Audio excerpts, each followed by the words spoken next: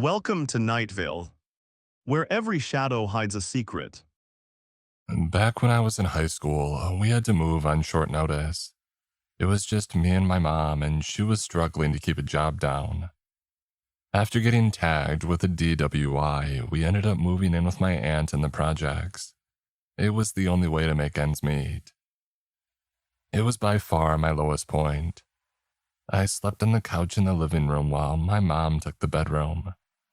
My aunt spent most of her time at her boyfriend's place anyway, so she was rarely around. It was rough to say the least. Everything can be rough at that age, but changing schools and getting thrown down a couple rungs on the class ladder was a bad combo. I was a pretty normal kid. I played a lot of basketball, but I had no hopes of going pro. I had no idea what I was going to do. College was a pipe dream, so it was mostly about passing my classes and hoping for a miracle. Or a job. A job works too. The area was pretty bad. One corner shop with welded windows and half a dozen handwritten signs stapled to the front door.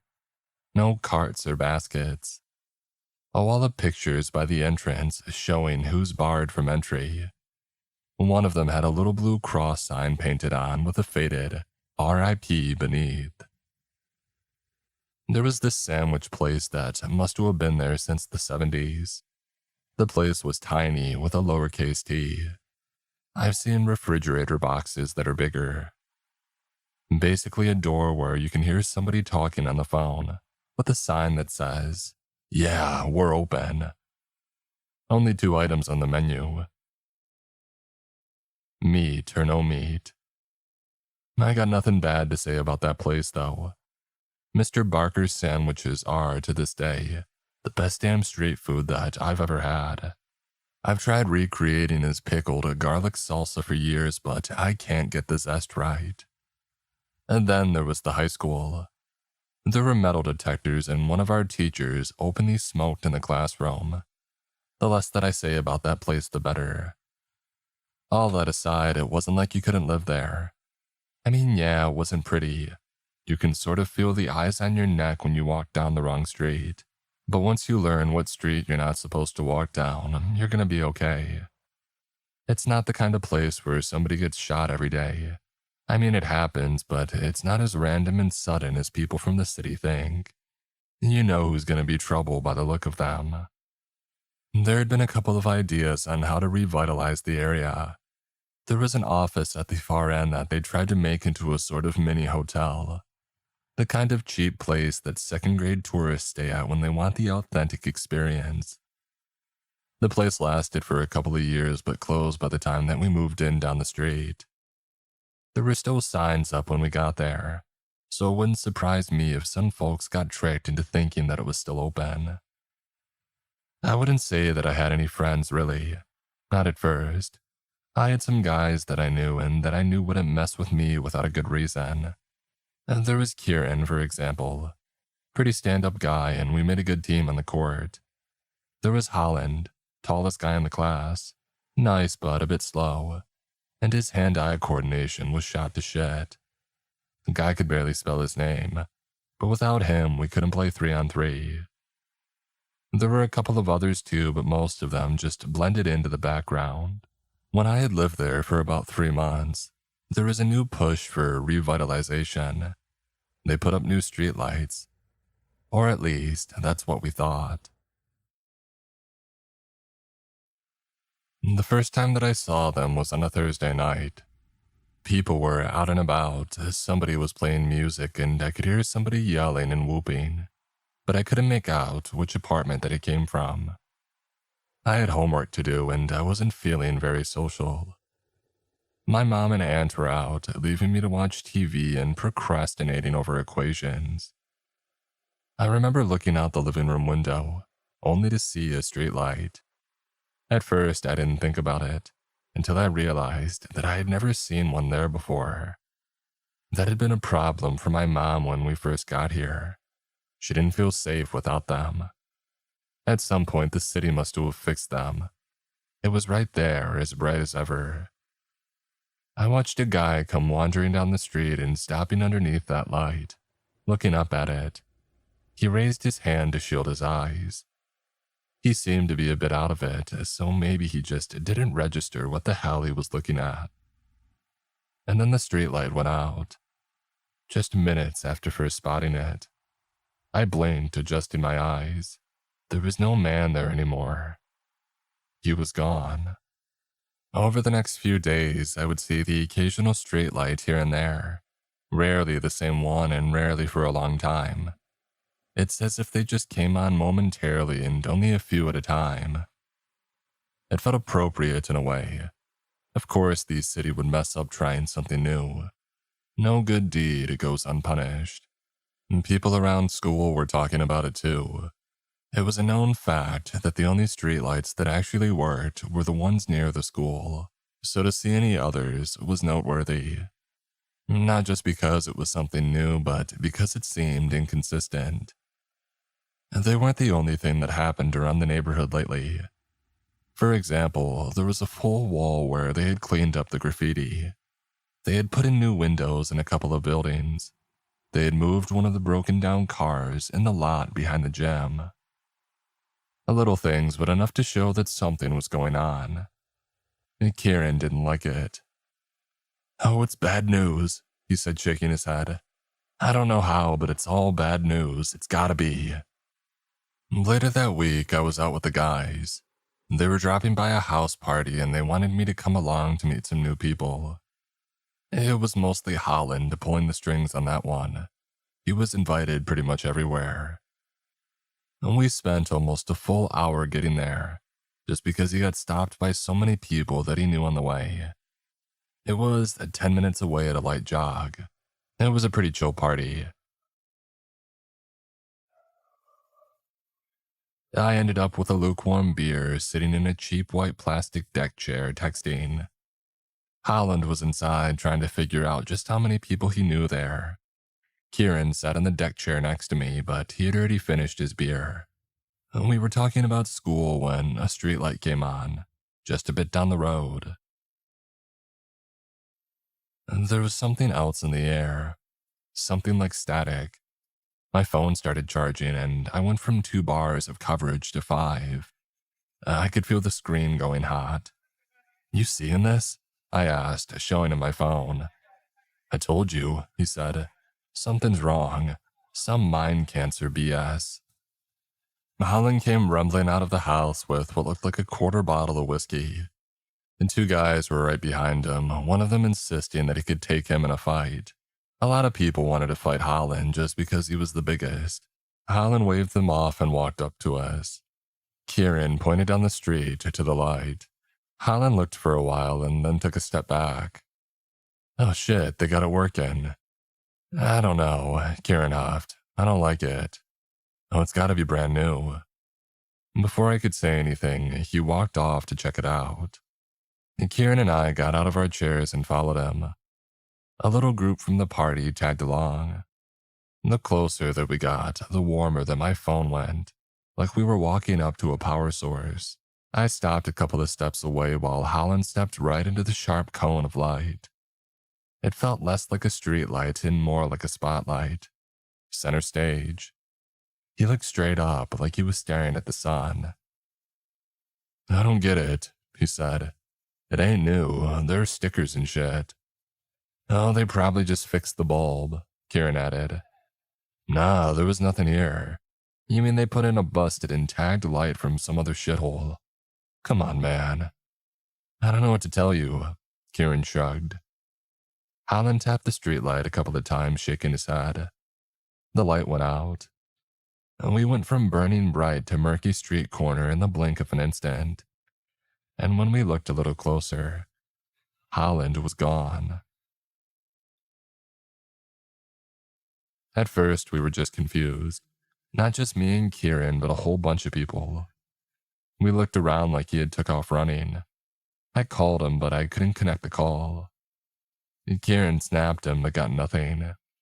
Here one moment and gone the next. While the others went looking for him and calling out to him, I took a closer look at the streetlight. I noticed something. There was no bulb, and the glass was broken. A moment ago it had been whole, but we hadn't heard any glass break and there were no shards on the pavement. And there were more stickers on the sides. And different stickers. It's like I was looking at a completely different streetlight. We walked around, calling out to Holland. Kieran elbowed me, showing me his phone.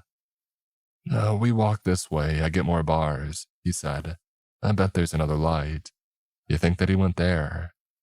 And Kieran didn't answer. He just shook his head and looked down. We walked around for a couple of hours trying to find Holland. He wasn't answering anything and we couldn't get a hold of him. Some folks ended up calling his uncle who he lived with, but he wasn't home either. Holland was gone, out like a light. And just like Kieran had predicted, we found another streetlight by the corner shop. It was only on for a couple of seconds, but in that time, I saw a stray cat walk through. It didn't come out on the other side. As the streetlight went out, I made the same observation as before. It looked completely different when it was on. There were two different lights, one functioning and one broken. When people started taking this seriously, a couple started to track the lights down and film them, hoping to see something weird. Others tried to dare one another to mess with them.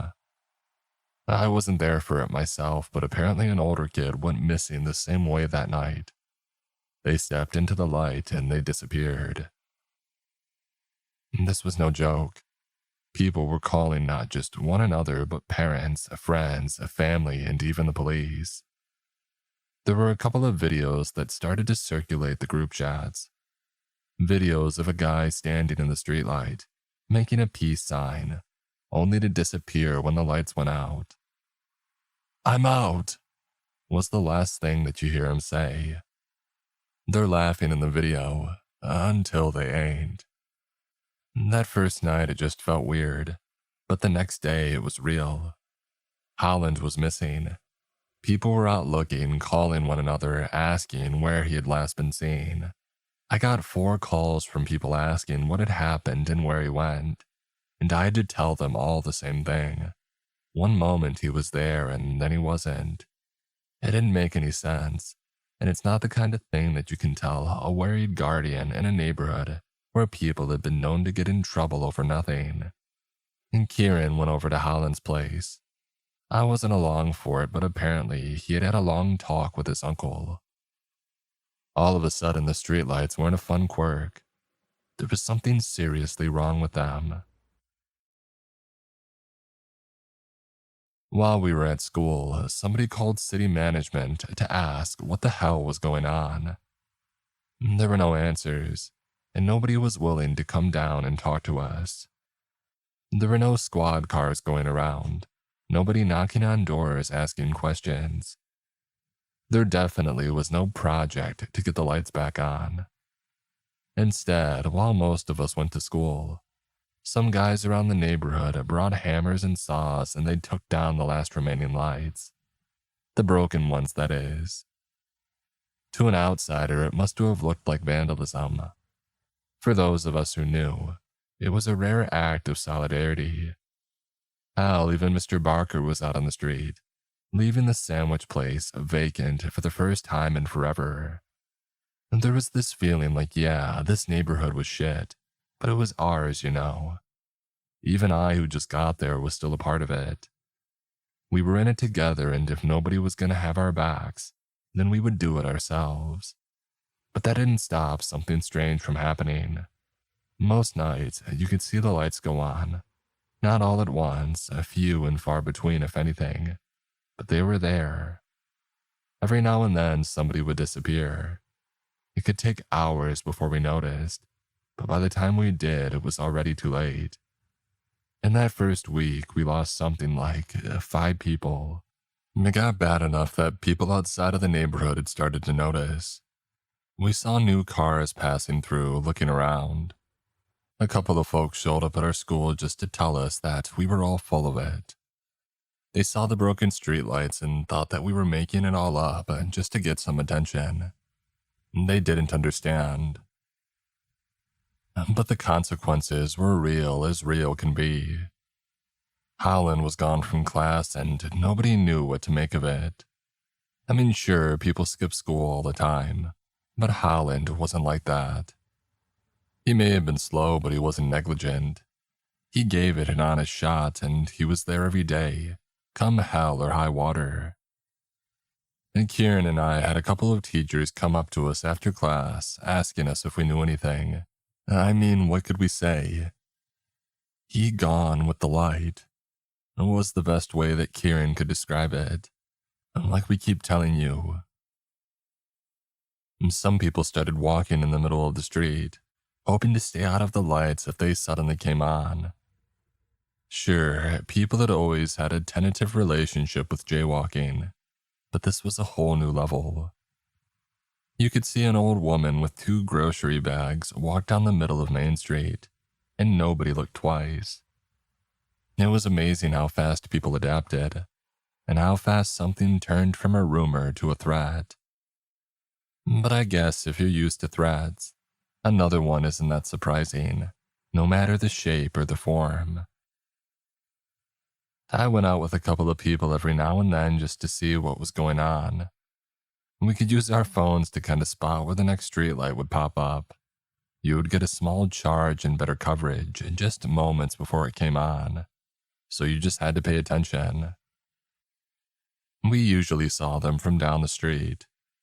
Even if the light itself had been cut down and removed, a working one would stand there like nothing had happened, shining down. Some people would run from them. Others would stop to take pictures. And once I saw a girl being held back by 2 of her friends, screaming at the light to give him back. We would do our part. Whenever a light came on, we would throw things at it. Rocks, bricks, whatever. We would break a couple. Maybe it helped, maybe it didn't, I don't know. But it felt good at doing something. Anything.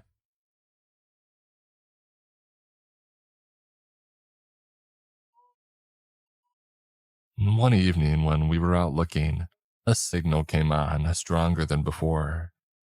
We were right by the corner store where that cat had gone missing. Kieran pulled me back as a streetlight a couple of feet ahead of us lit up. I could hear the crackling from it, and I saw a TV in a nearby house flicker through a living room window. The emergency lights on a parked car started blinking. And there was somebody standing there. Holland. His skin was almost gray, and his lips were cracked like dry paper. His eyes were sunken and pale and full of dust. He was wearing nothing but shorts and a single sneaker. There was dry blood coming down his left arm. I could tell that he had trouble breathing, like he had been running or choking. Kieran was about to run up, but I grabbed him by the arm. Something felt off. The other guys filmed it. "Holland!" Kieran called out. "Holland, what the hell?" Holland shook his head, biting down on his lip. He covered the wound on his arm as he spoke, his voice barely a wheeze. "Tell Uncle I didn't leave him.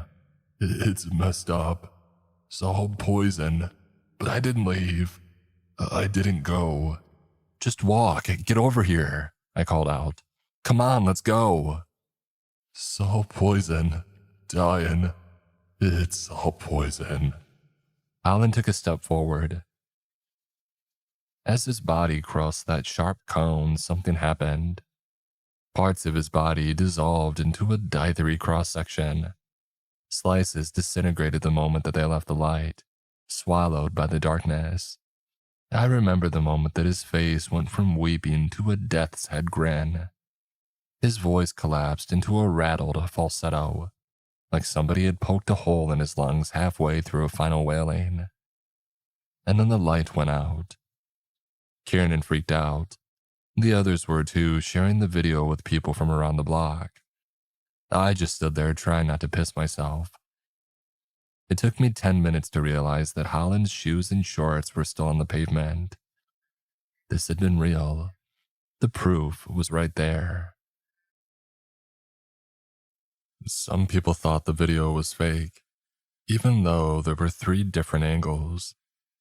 Others thought it was some kind of sick joke or a performance piece thing.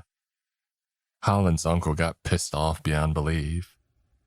He showed up at one guy's apartment screaming his lungs off, demanding that the video be taken down.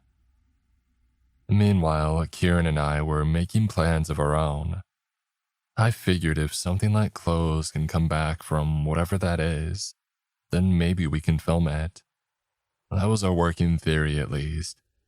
Kieran got a hold of a spare phone from his sister, and we decided why not, let's give it a shot. We got a selfie stick and we chased down a streetlight, hoping to time it just right.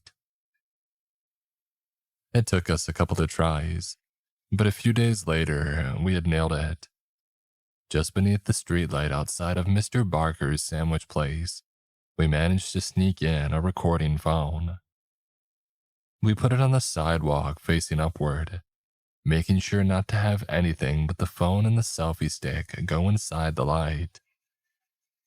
As it turned off, I grabbed the selfie stick and I pulled the phone in. The screen was fried, but we had managed to get the files off of it. The video footage was strange. We had only filmed for about 30 seconds or so, but the recording was well over 3 minutes. In it, you could see my face as I turned the video on. Then there's this bright light as the camera looks straight up. There's a static crackling as you can hear what sounds like a spinning fan going higher and higher, and you can hear Kieran and I talking in the background. Then, about 20 seconds in, the screen goes white. There's this crackling noise that rises and falls like an electric pulse. The white light would flicker with shades of blue and green, only to grow stronger and fade in waves. That's all there was. Kieran and I sat on a bench and we turned up the volume, using one earbud each. We maxed out the volume, trying to discern some kind of detail. Kieran gave up on the 4th try. "What if we speed it up?"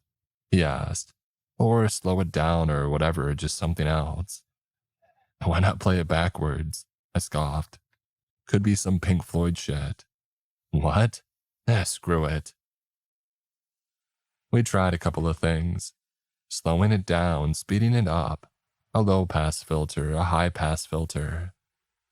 It wasn't until we had tried a noise reduction filter that we realized what we were listening to. It wasn't a wave or a pulse. It was a noise of some kind. It sounded like somebody talking. "An I," Kieran mumbled. "Sounds like they're saying an I." "They?" I asked. "Who's they?" "Well, I don't know, someone." Kieran shrugged.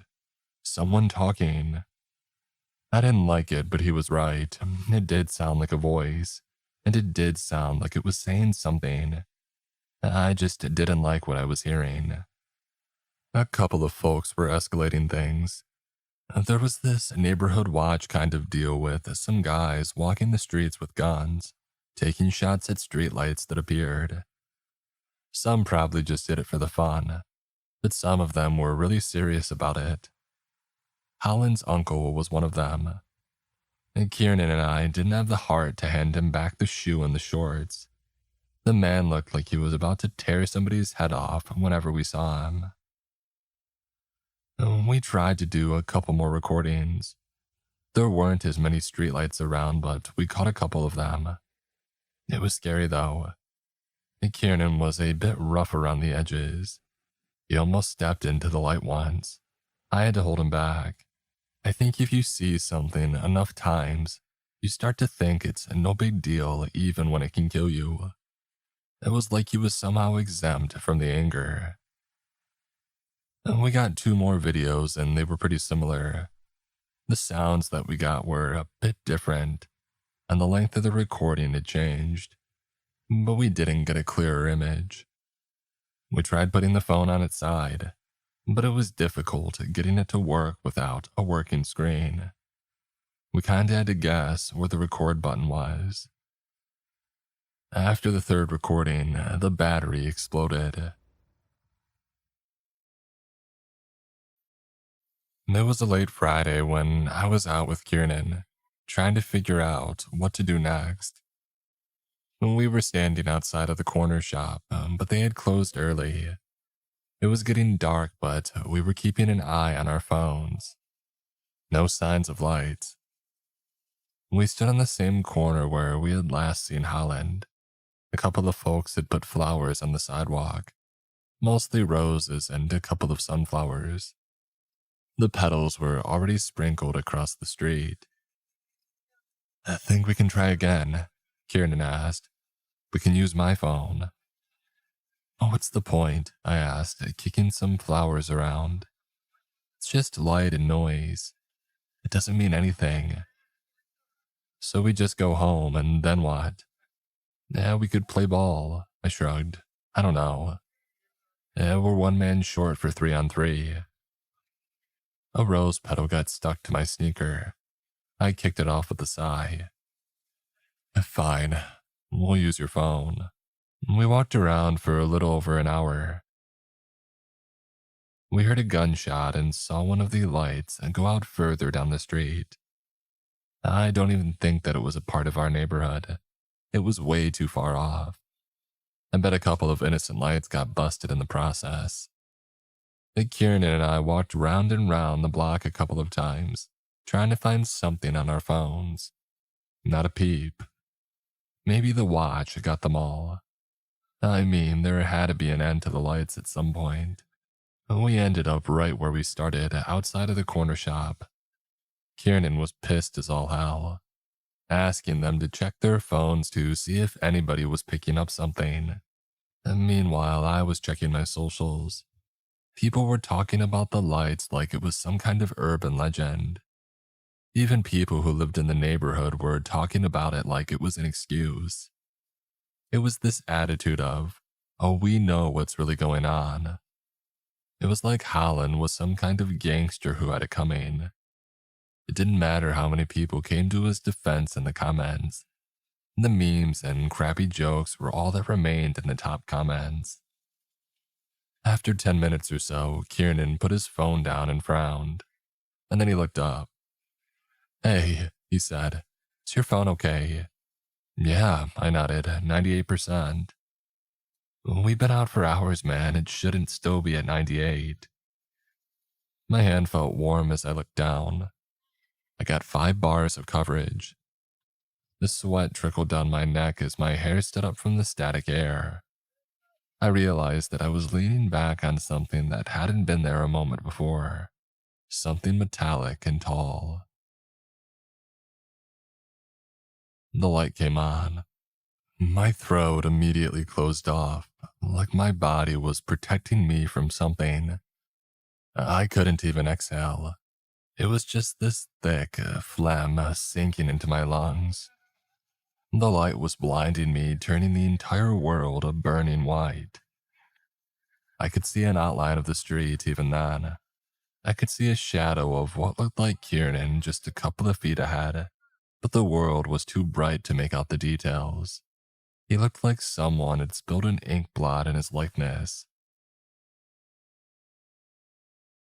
It was the same neighborhood, the corner shop, the sandwich place, but it all looked different. Cleaner.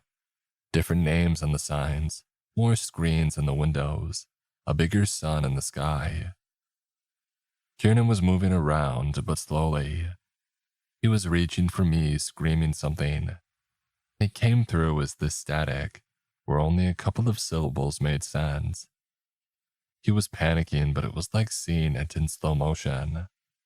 I turned my head, looking for something, anything. I didn't even know what. Just whatever could save me at that moment. My skin felt like it had been dipped in boiling water, turning from a searing heat into an icy cold. I could feel the moisture in my eyes and mouth evaporate, and the skin around my gums tighten as my teeth strained against the sudden pressure. There were people there, dead in the streets. Most of them made it a couple of steps from the lights. Others were still sitting underneath them, as if waiting for them to come back on. One dead man looked more like a burned log than a person, leaving a seared imprint on the concrete. It had only been a couple of seconds, but my head was swimming. I could see heat swaying on the horizon, and the sky beyond it as a distant mirage. It was midday and it was killing me. There were no clouds and no sky. It was just a pale white and a black hole, like I was staring up into an all-encompassing eye. Blood vessels the size of distant galaxies, and impossible attention turned our way. I remembered trying to say a word, but I could only click my tongue. An eye, an eye, an eye. I took a step and I fell forward. I had slipped on something. Even now, I could see the flowers on the street, the rose petals and the sunflowers. They had turned a strange blue and curled in on themselves, like dying bugs underneath a magnifying glass. Kicking out with my leg, I realized why I had slept. I had stepped on something. Holland's second shoe. I kicked it. It bounced a couple of feet and lost its color. Maybe I was going blind. My eyes were swelling shut, but even with my eyes closed, the light burned through my mind. It was this otherworldly feeling, like I was falling, but not from the world, disappearing beneath me. It felt more like I was growing smaller and smaller at such a rate that the air around me just couldn't keep up.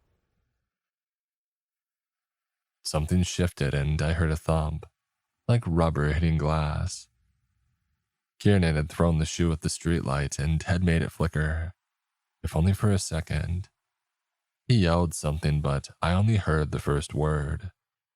Hold. I just lay there trying to force air in and out of my lungs, but I couldn't. It all felt like poison. This place, it was wrong. It was made for something or someone else at another time and place. People weren't meant to walk those streets or sit beneath its lights. It must have been some kind of mistake. A huge, terrible mistake. And all the while, something was watching me break into pieces. An eye. I remember the last sensation of touch leaving my fingers as the concrete faded away. My mind was shutting down, racing 100 ways per second. Maybe that's what it feels like when you're dying. I don't know. Maybe that's what I was doing. It wasn't really panic or even euphoria. It was more like anything and everything. The rubber taste of a pacifier, the smell of batteries, the feeling of a freshly made bed under my fingers. Like my mind was grasping at whatever straws it could find, hoping to keep me kicking for just a little bit longer. And then it slowed and slowed and slowed. Now I've heard about this next part from some guys in school. No one knew Holland's uncle used to be in the Navy. No one knew that he could hit a streetlight from all the way down the street one-handed with a handgun. He barely had to aim. He just pointed, clicked, boom, done. It was the only light that he shot, and he hit it right on the mark first try. And thank God that he did. The moment that the streetlight popped, I could feel a flush of cool air. It felt like that I had come up to the surface after a long dive.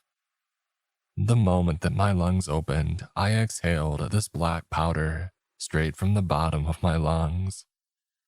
Kieran was already dragging me into the street, calling for help. I couldn't see anything. Everything burned like I had pressed my whole body against a hot stovetop and only just now released the pressure. Some people were running our way, calling out to us. I heard someone mention my name. It hurt when Kieran shook my shoulder. but it was nice to feel something real.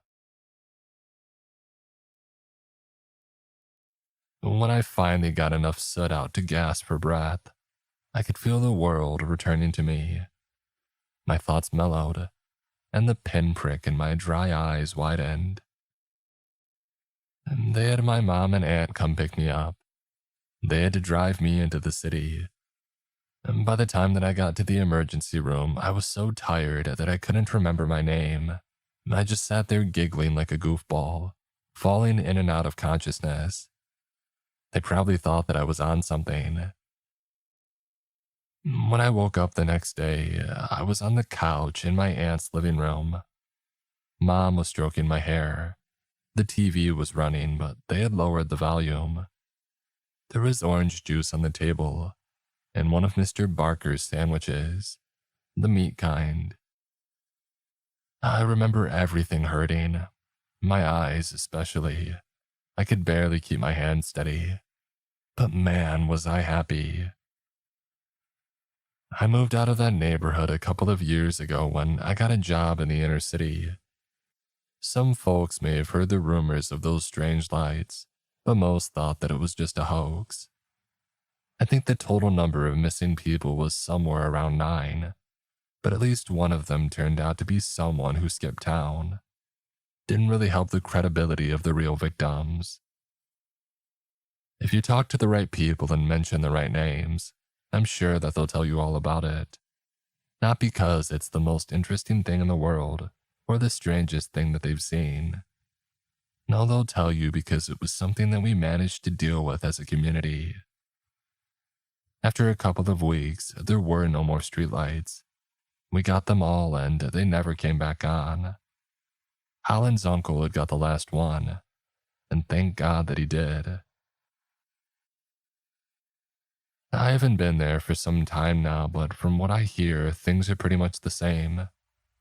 Mr. Barker's probably closing in on 80 by now, but he still works that sandwich stand. Some folks still leave flowers by the corner shop, and if you ask the right person what happened there, they'll tell it like it is. Holland, he gone. He gone with the light.